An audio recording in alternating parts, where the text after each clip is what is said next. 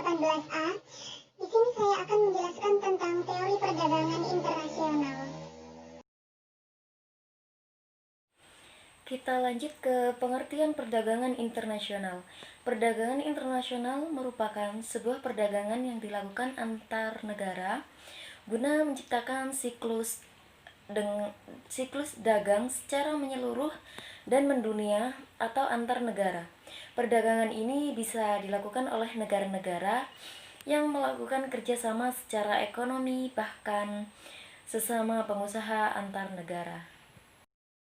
Latar belakang adanya perdagangan secara internasional ini karena tidak semua negara mampu memenuhi kebutuhan negara akan barang atau jasa. Oleh karena itu, perdagangan secara internasional ini menjadi sangat penting dan memiliki manfaat antar negara sehingga bisa memenuhi kebutuhan masyarakat.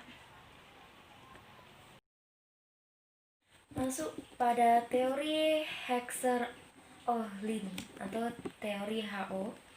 Teori Heckscher-Ohlin atau yang biasa disebut dengan teori HO ini dicetuskan oleh Elie Heckscher dan muridnya Bertil Ohlin.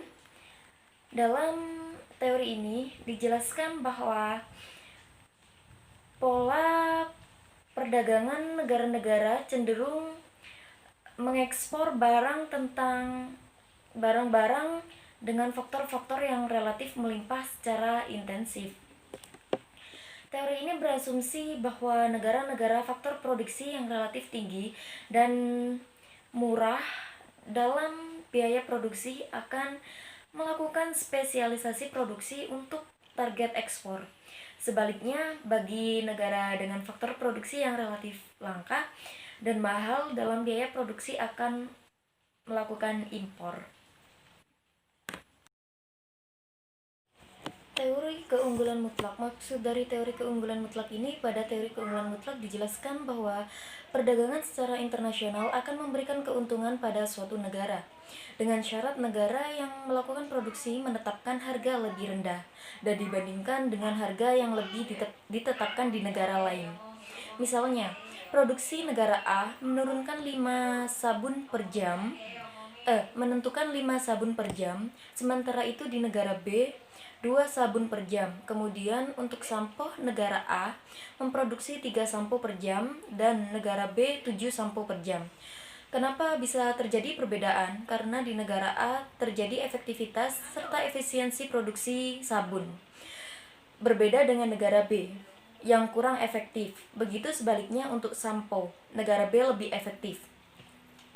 Dengan adanya perbedaan produksi dan efektivitas antar negara, maka bisa dilakukan pertukaran perdagangan secara internasional, yaitu dengan negara A membeli sampo negara B dan negara B membeli sabun ke negara A. Akan terjadi keuntungan untuk dua negara jika negara A menjual sabun dan negara B menjual sampo. Selanjutnya ada teori keunggulan komparatif. Adanya teori keunggulan komparatif yaitu suatu negara tidak mempunyai keunggulan secara mutlak pada produksi barang. Pada suatu negara bisa melakukan perdagangan secara internasional, yaitu memilih barang yang paling efektif dan efisien untuk proses produksi.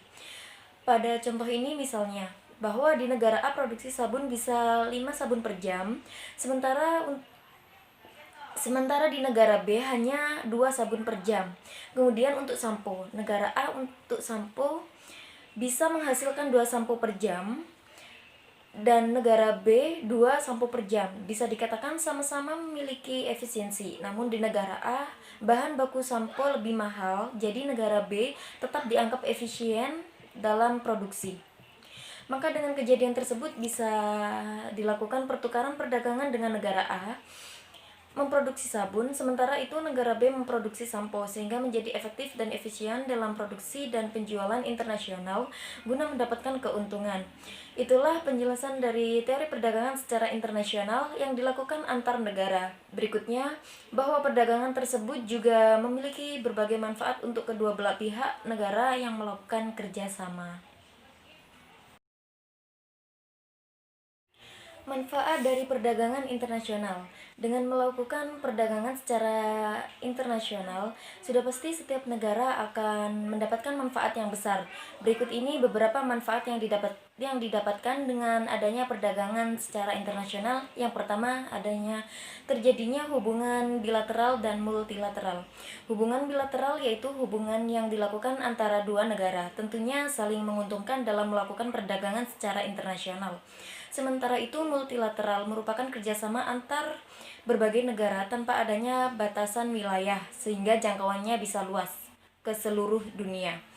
Yang kedua, ada saling bantu secara cepat. Dengan adanya perdagangan secara internasional, tentu terjadi efisiensi dan efektivitas suatu barang atau jasa antar negara, sehingga bisa saling membantu memenuhi kebutuhan serta dipilih proses produksi yang lebih cepat sehingga dapat menghemat waktu, biaya serta meningkatkan harga jual. Yang ketiga yaitu meningkatkan kesejahteraan suatu negara. Jika terjadi perdagangan antar semua negara, tentunya akan memberikan peningkatan kesejahteraan. Dan dengan adanya ekspor impor yang dilakukan antar negara sebagai bentuk perdagangan, maka suatu negara bisa mendapatkan keuntungan dan masyarakat pun merasakan efek dari perdagangan secara internasional tersebut. Yang keempat yaitu ada keuntungan internal dan eksternal. Keuntungan secara internal tentu bisa dirasakan oleh negara yang bersangkutan, sementara eksternal adalah dirasakan oleh negara lain yang terlibat di dalamnya.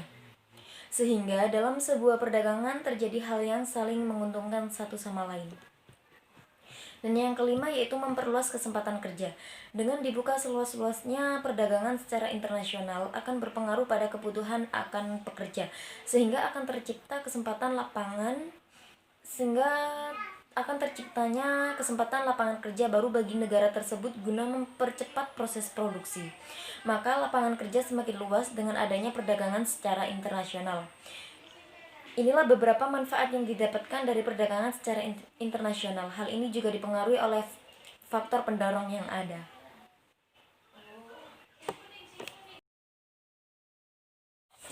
Faktor pendorong dari perdagangan internasional. Ada beberapa faktor pendorong dari perdagangan secara internasional. Faktor pendorong tersebut sangat dipengaruhi oleh hal berikut.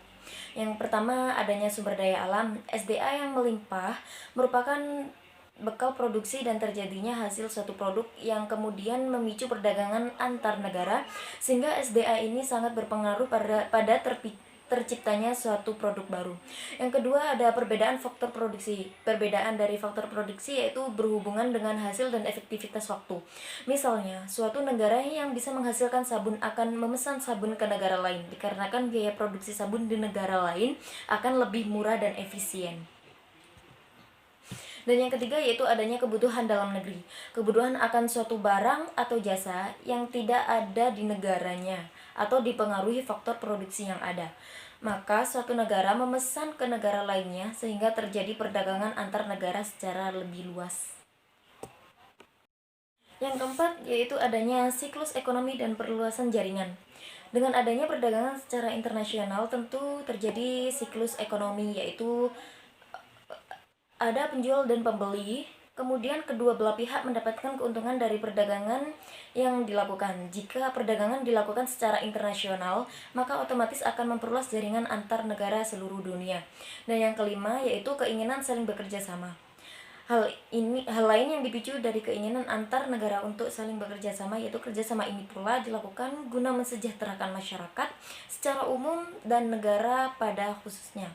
Dengan adanya faktor pendorong terjadi perdagangan internasional, maka terjadi perdagangan internasional ini.